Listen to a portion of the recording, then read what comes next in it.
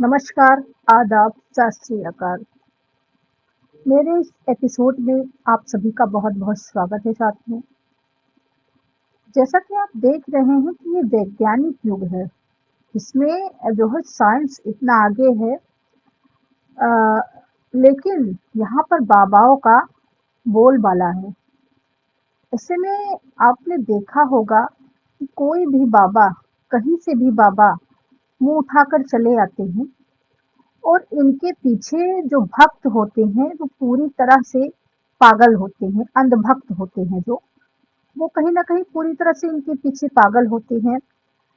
ऐसा भी आपने देखा होगा कि तमाम ऐसे बाबा हैं जो आते रहते हैं और सलाखों के पीछे भी जाते रहते हैं। ये जो बाबा होते हैं, ये एक-एक करके उनका नया-नया चेहरा सामने आता रहता है और वहीं जो उनके दर्शक होते हैं, जो उनके सेवक होते हैं, वो लोग पूरी तरह से अपनी ज़िंदगी को ना समझ करके, अपनी ज़रूरतों को, अपनी बातों को ना समझ करके बाबा पर ज़्यादा ध्यान देते हैं।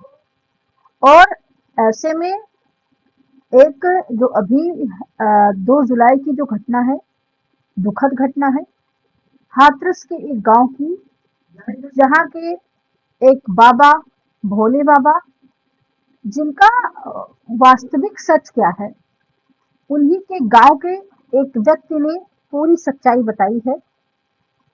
उनके गांव का जो व्यक्ति रंजीत है, उस रंजीत ने ये जो भोले बाबा हैं, जिनके सत्संग में 100 से भी अधिक लोगों की जाने गई, हजारों लोग घायल हैं और बाबा फरार चल रहे हैं। इनके गांव का जो युवक रंजीत है, उसने कैसे बाबा की पोल खोल दी है, आइए हम आपको वो रिकॉर्डिंग भी सुनाते हैं। मेरा नाम रणजीत सिंह है। ग्राम अलीपुर दादर का, तहसील पटियारी है। जो कि मेरे पापा थे और वो यहाँ के काफ़ी 15 साल प्रधान रहे हैं। ग्राम अलीपुर दादर के हमारा जो पंचायत में लगता है बहादुर नगर, जो कि भोले बाबा का गांव है। हमारा परिवार भी उस गांव में रहता है। हम काफ़ी उस गांव में गए जाते आते, बचपना हमारा उस गांव में गुजरा है। और ये एक इनके पिताजी थे, नन्हे थे, जो कि एक किसान थे मामूली। इसने यहाँ पर पढ़ाई की इस गांव में रह के। उसके बाद इसकी सिविल पुलिस में जॉब लगी। इसने जॉब की, लगभग इसने 45 की एज पर आके इसने उससे रिजाइन दिया।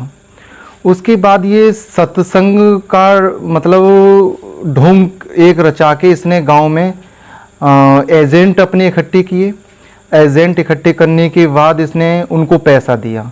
पैसा करने के बाद यहाँ पर धीरे धीरे पब्लिक आना स्टार्ट हुई। जब यहाँ पर कुछ भी नहीं बना हुआ था, तब से मैं इसको जानता हूँ, देखता चला आ रहा हूँ। इसने एजेंट अपने लगा के उन्हें पैसा दिया। उसने ये कहलवाता था कि मेरी उंगली पे चक्र दिखाई दे रहा है, और लोग जो एजेंट थे वो ये कहते थे, प्रभु हमें चक्कर इसकी उंगली पर, आपकी उंगली पर चक्र दिखाई दे रहा है या त्रिशूल दिखाई दे रहा है। ये खुद को अपने जनता को भ्रमित करके, और ये मतलब उनको ये कहता था कि ये मतलब भगवान का दर्जा, मतलब खुद को भगवान मानने लगा ये।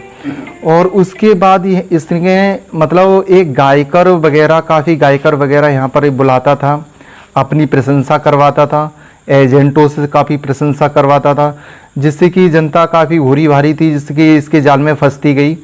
जैसे जैसे इसका नेटवर्क बढ़ता गया, भीड़ बढ़ती गई।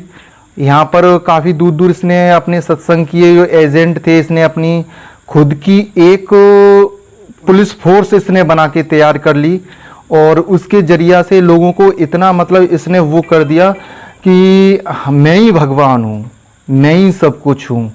उसके बाद इसके पास कम से कम 16, 17 साल की लड़कियां रहती, जिसकी इसकी बॉडी पर जो मसाज करती हैं। और ये सिगरेट, शराब, बहुत नशा का बहुत अधीन ये बाबा है। ये बाबा नहीं, एक पाखंडी ढोंगी बाबा है ये। उसके बाद यहाँ पर बहादुर नगर में काफ़ी मृत्यु हुई हैं, जो कि मैंने भी देखी हैं। यहाँ पर मृत्यु होने के बाद उनका लाश का आज दिन तक लावारिस करके उनका लाश का आज दिन तक यही पता नहीं लगा। ना तो पुलिस थाने में लाशें जाती थी, वो लाशें कहाँ जाती थी आज दिन तक किसी को पता नहीं लगा इस चीज़ का। और ये जब इसको ये लगा कि मैं फंसता जा रहा हूँ, ये आश्रम यहाँ से छोड़ के दूसरी जगह रहने लगा।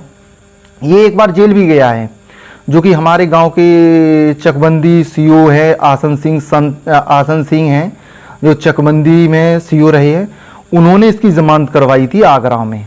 ये जेल गया था काफ़ी, ये ढोंगी के चक्कर में। वहाँ पर इसने कहा था कि मैं लड़की को ज़िंदा कर दूंगा, तो डेड बॉडी रखे 2 दिन रखी रही, तो इसने काफ़ी वहाँ पर ऐसा भ्रम फैलाया, जिससे कि उस चक्कर में ये जेल गया। वहाँ पर जमानत पे आया, फिर इसने अपना धीरे धीरे स्टार्ट कर दिया।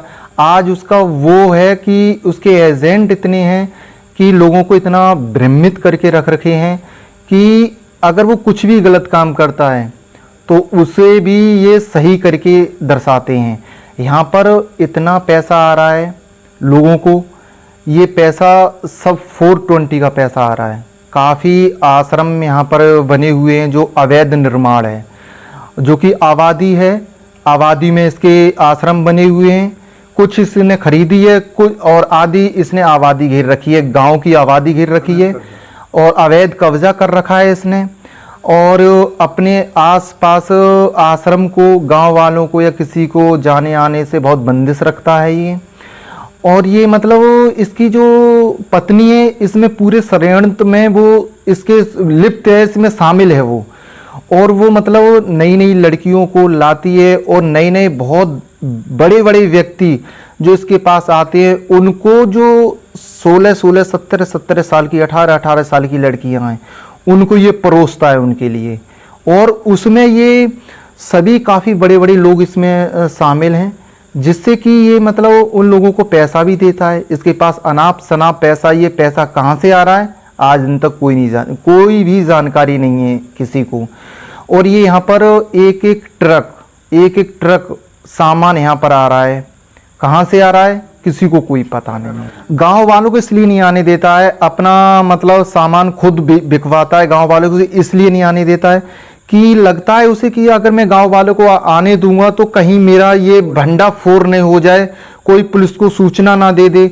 और बाहर की पुलिस अपना बाहर का फोर्स रखे हुए है, जिसे उसने अपनी वर्दी दी हुई है, वो व्यक्ति यहाँ पर मतलब किसी अदरवाइज गांव वाले को आश्रम में एंट्री नहीं देते हैं वो लोग। सफेद कपड़ा क्या राज है?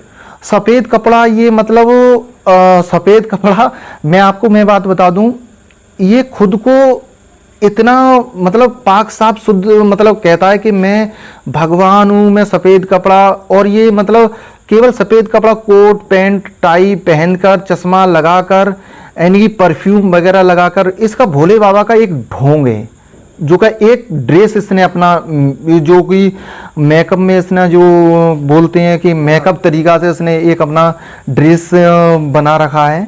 लेकिन उसमें जो जनता है, काफ़ी लोग इसके बारे में जो जान चुके हैं, जो मेरे पिताजी थे, इसके बारे में सारी सच्चाई जानी उन्होंने, वो वहाँ से हट गए। मेरे पिताजी 15 साल प्रधान जो ग्राम पंचायत ये बहादुर नगर में, जो बहादुर नगर है ग्राम पंचायत अलीपुर दादर में लगता है, तो मेरे पापा को इसने धमकी भी दी। पापा से ये कहा कि मैं तुम्हें बहुत पैसा दूंगा, तुम मेरे में आके शामिल हो जाओ। पापा ने इसकी जो सच्चाई थी, सच्चाई जानी। यहाँ पे काफ़ी मर्डर हुए थे, तो पापा ने कहा कि मैं आपका साथ नहीं दूंगा। और यहाँ पे वो लड़कियाँ जो काफ़ी कम उम्र की लड़कियों के साथ ये सेक्स करता था और उनके साथ रिलेशन में रहता था। तो पापा ने ये देखा सब, पापा वहाँ से हट गए। मैं भी जाता था, छोटा था और इतना छोटा भी नहीं था, मैं सारी चीज़ें देखता था, जानता था। तो हम लोगों की कोई उसमें रोक टोक नहीं थी, क्योंकि हम प्रधान थे गांव के, तो आराम से उसके पुराने आश्रम में जाते थे, आते थे। तो ये सारी चीज़ें हमने देखी हुई हैं। तो ये केवल यहाँ पर डर से नहीं आ रहा है कि कहीं पर जो मैंने मर्डर किए हैं, वो मर्डर का राज मेरा खुल ना जाए। यहाँ पर बहुत कम आता है।